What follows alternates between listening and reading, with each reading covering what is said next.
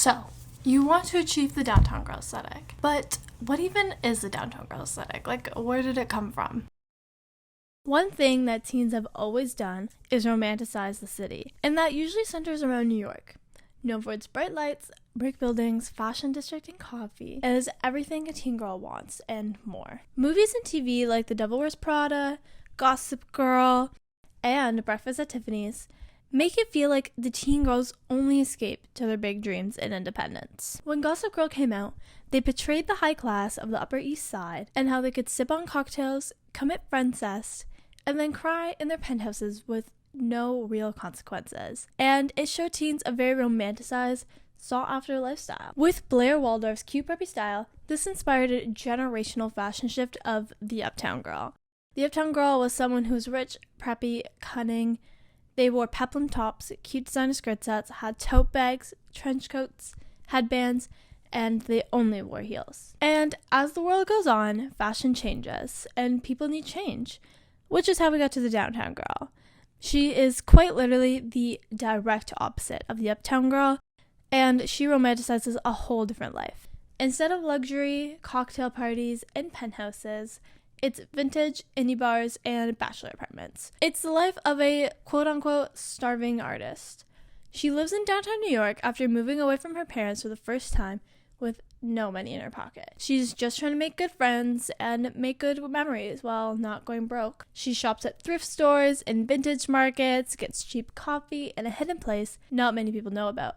And she's busy, messy, but just trying to make it work. Since this aesthetic focuses on vintage, it tends to mimic 90s grunge styles.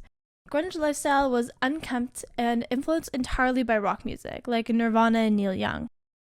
Grunge people were widely against the typical 9-to-5, rich suburban lifestyle, which is very characteristic of downtown girls as well, as it romanticizes a more flexible lifestyle. Other than that, it takes a lot of grunge pieces, such as baggy jeans, leather jackets, oversized hoodies, and dark, moody colors. But why do teens love these styles so much? Well, it's all about rebelling and wanting what you don't have. Teen rebellion is essential to shaping us into adulthood, because in order to make someone who's independent, strong, and creative, you need to question the things around you to figure yourself out. The downtown girl aesthetic is a sense of rebellion, feeling like you don't want to fit into the status quo. And big cities like New York have always presented the freedom to be yourself and the opportunity to follow your dreams. So, that's the downtown girl aesthetic. And it's about a lot more than fashion, it's a lifestyle. But first, let's work on the wardrobe. Some downtown girl essentials are a red or black leather jacket because it gives off that kind of rocker / groupie vibe. Also, baseball tees.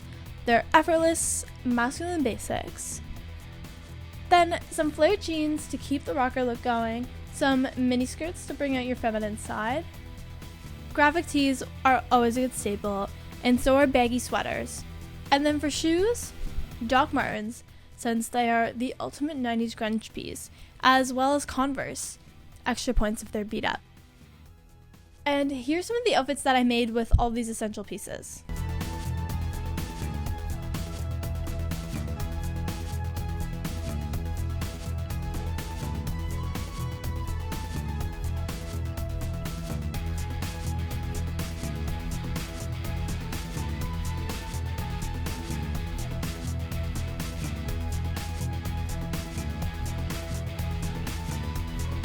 Now, some of the best stores to shop for these pieces include Diesel, but they are expensive.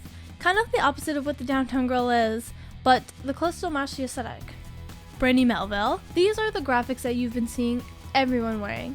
But I know they're not exactly the most ethical brand, but still, the graphics are top tier.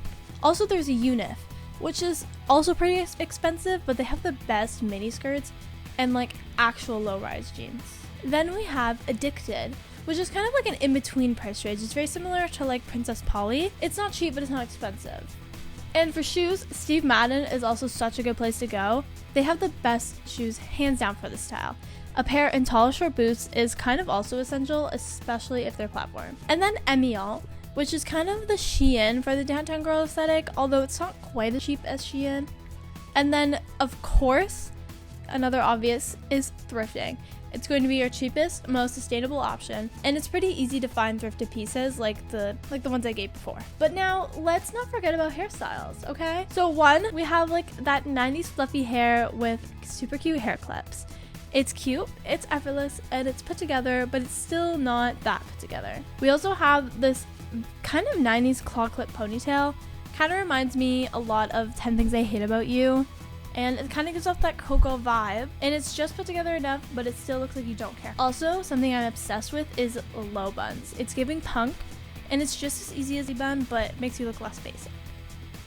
And oh, for makeup, go simple, but always wear eyeliner. So, now you've got the look, but you need the attitude. Some downtown girl activities are as follows. Studying in coffee shops, because it's mysterious, but still protective. Consignment shopping, because where else do you get your vintage clothes? Also collecting vinyls and CDs, which really follows that indie starving artist vibe. Carrying tote bags. Once again, you're broke. You don't have a car to carry your things, nor do you have the money for a nice handbag. And then also, if you're really wanting to tie in that aesthetic to your life, maximalist home decor is where it's at. So many music posters and plants, pattern sheets and blankets, just really giving that like vintage used vibe, I guess. So there is your ultimate guide to the downtown girl aesthetic. You got the outfit, you got the attitude, you got the hair, you got the makeup, and you got the history. So yeah, anyways, I hope you really enjoyed this video. I hope it was very helpful to you guys. And I love making videos like this. They're so much fun to make and edit. So yeah. And if you want to see more videos like this, like and subscribe down below. I would really appreciate it, you guys. And I will see you next time.